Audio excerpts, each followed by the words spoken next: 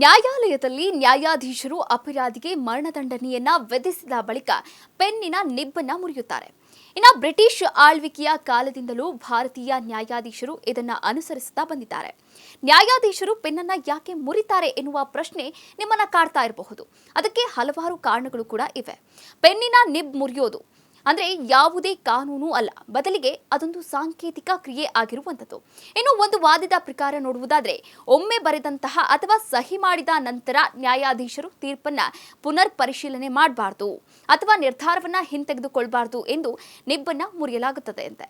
ಇನ್ನು ಮತ್ತೊಂದು ವಾದದ ಪ್ರಕಾರ ನೋಡುವುದಾದ್ರೆ, ಒಬ್ಬ ವ್ಯಕ್ತಿಯ ಜೀವವನ್ನ ತೆಗೆಯಲು ಬಳಸಲಾದಂತಹ ಪೆನ್ನನ್ನ ಬೇರೆ ಯಾವ ಉದ್ದೇಶಗಳಿಗೂ ಕೂಡ ಬಳಕೆ ಮಾಡಬಾರ್ದು ಎಂಬುದರ ಸಂಕೇತ ಅಂತ ಹೇಳಲಾಗುತ್ತೆ.